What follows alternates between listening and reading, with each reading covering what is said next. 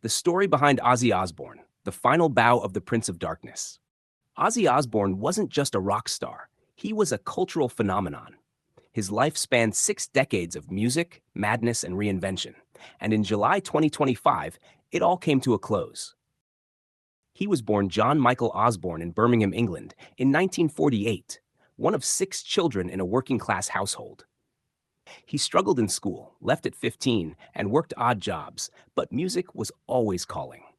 By 1968, Ozzy had teamed up with guitarist Tony Iommi, bassist Geezer Butler, and drummer Bill Ward. Together, they formed Black Sabbath, and with it, they helped invent heavy metal. Their self-titled debut album arrived in 1970, with thunderous riffs and eerie lyrics. It shocked critics, but fans loved it. Tracks like Paranoid, War Pigs, and Iron Man turned the band into legends. Ozzy's haunting voice, combined with Sabbath's dark sound, reshaped rock forever. But the success came with chaos. Ozzy's drug and alcohol use became uncontrollable. By 1979, the band had enough, and he was fired.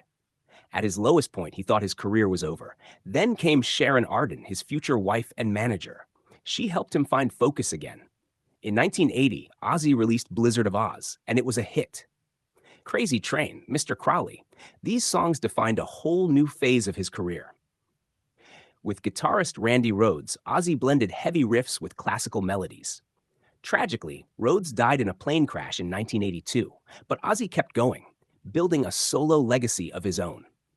Through the 80s and 90s, he remained unpredictable, biting the head off a bat on stage, urinating on the Alamo, getting banned from cities.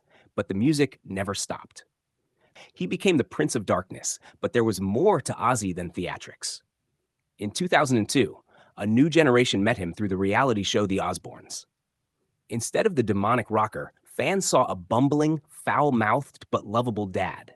It turned him into a household name all over again. Behind the scenes, though, Ozzy was struggling. In 2003, he was diagnosed with Parkinson's disease, a fact he kept private for many years. Despite this, he continued touring, recording, and performing. He reunited with Black Sabbath for a final studio album, 13, in 2013, which went to #1 in the UK and US. And in 2020, during the pandemic, he released Ordinary Man, collaborating with Elton John and Post Malone. It was clear Ozzy wasn't done yet. But in early 2025, fans began to prepare for goodbye. Ozzy announced a final concert with the original Black Sabbath lineup. The show, held on July 5th, 2025, at Villa Park in Birmingham, was titled Back to the Beginning.